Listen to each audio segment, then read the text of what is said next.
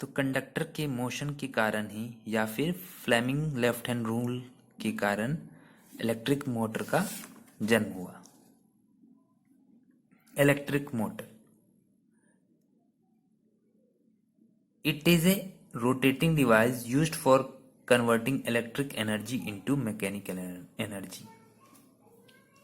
ये क्या कन्वर्ट करता है? इलेक्ट्रिक एनर्जी को मैकेनिकल एनर्जी में कन्वर्ट करता है। मोटर खिलौने में, पंखों में भी। तो ये कुछ एग्जाम्पल हैं जहां आप देख सकते हैं। Principle, it is based on principle that when a rectangular coil is placed in a magnetic field, जब किसी रेक्टेंगुलर कॉइल को हम मैग्नेटिक फील्ड में रखते हैं और करंट पास कराते हैं उसके थ्रू, तो two equal and opposite forces act on the coil which rotate it continuously. तो दो अपोजिट फोर्स लगता है कॉइल पे, जिसके कारण ये रोटेट करता है लगातार। कंस्ट्रक्शन देख लेते हैं। ये हमारा नॉर्थ पोल है, ये साउथ पोल है, ये हमारा रेक्टेंगुलर कॉइल है,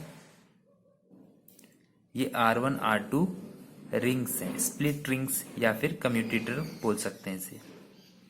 XY हमारा ब्रश है जो इस से टच है।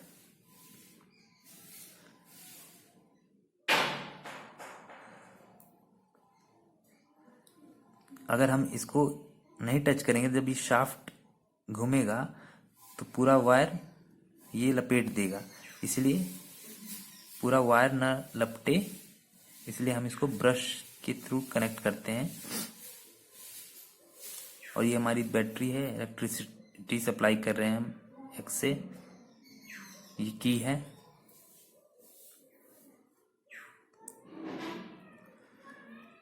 It consists of rectangular coil connected to a source of current and a switch. The commutator R1 and R2 are fixed to the coil and pressed tightly against the brushes X and Y.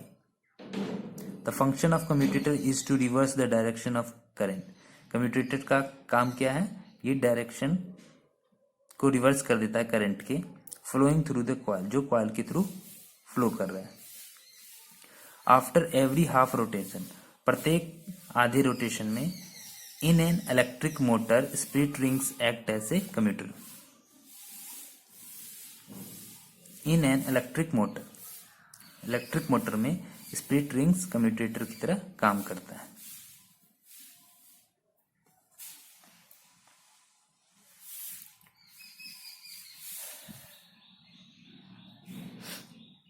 अब इसकी working क्या है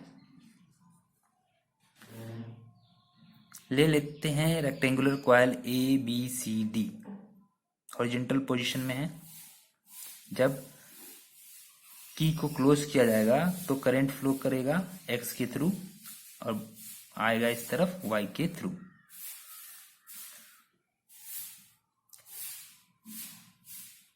BC और AD पे कोई force नहीं लगेगा क्योंकि ये मैग्नेटिक फील्ड के पैरेलल है। हमने पढ़ा था फ्लेमिंग लेफ्ट हैंड रूल में कि फील्ड करंट फोर्स आपस में 90 डिग्री पे होना चाहिए। तो यहाँ BC से अगर करंट ऐसे जाएगा तो मैग्नेटिक फील्ड भी नॉर्थ से साउथ जा रहा है, तो नॉर्थ से साउथ जाएगा तो इसके बीच में डिग्री क्या हो जाएगा? 0 डिग्री होगा। इसलिए यहाँ पे BC पे कोई फोर्स नहीं लगेगा।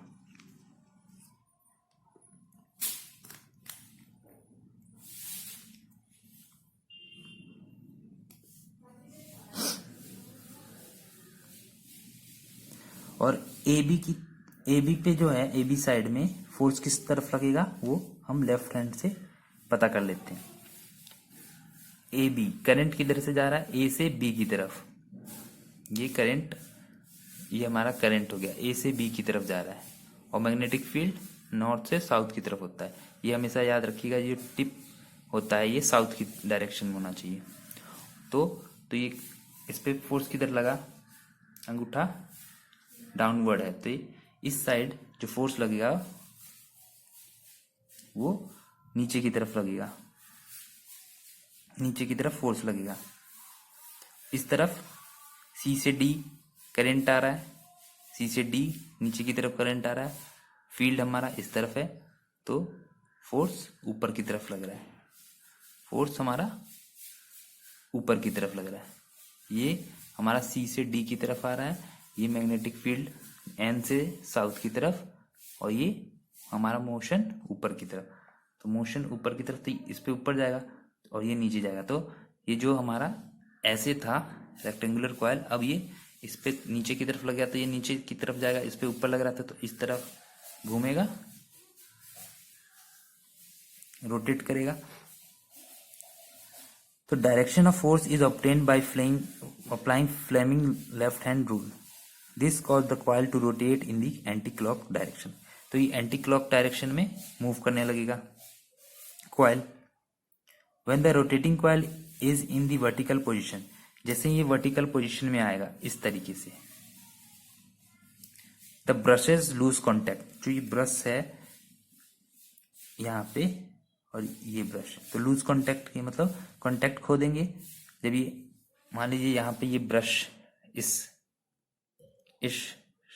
रिंग से टच था, अब ये जब वर्टिकल पोजीशन में आ जाएगा ऐसे, तो ये कांटेक्ट टूट गया ब्रश से।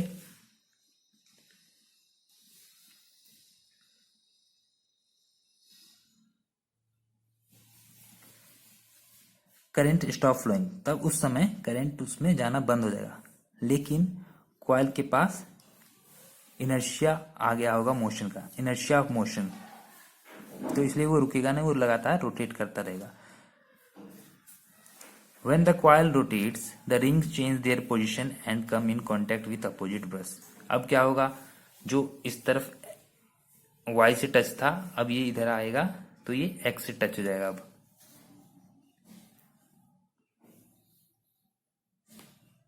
this reverse the direction of current through the coil, but the direction of current on the right hand side of the coil remains the same. अब इसके कारण क्या होगा, डायरेक्शन जो होगा करंट का वो रिवर्स हो जाएगा, उल्टा हो जाएगा, but the direction of current on right side, लेकिन इस तरफ जो आ रहा है, अब ये जो डीसी पोजीशन है इस तरफ आ जाएगा और ए बी इस तरफ आ जाएगा। तो अब क्या होगा, डी से सी की तरफ करंट जाएगा और सेकेंड हाफ में बी से ए की तरफ नीचे आएगा। सो the force on the right hand side is always upward. तो हमेशा राइट साइड में जो, अगर ए इधर आ जाएगा, बी यहाँ आ जाएगा, तो हमेशा तो फोर्स ऊपर ही की तरफ लगेगा, क्योंकि करंट तो इसी साइड आएगा नीचे की तरफ, इसमें करंट ऊपर की साइड आ जाएगा। बस ये पोजीशन चेंज हो जाता है, सी इधर, सी की जगह ए आ जाता है और डी की जगह बी आ जाएगा, और यहाँ एक बी की जगह सी आ जाएगा और यहाँ डी आ जाएगा। लेकिन करंट तो सेम ही रहा है ना, इस तरफ भी ऊपर ही जा रहा था, इस तरफ नीचे ही आ रहा था।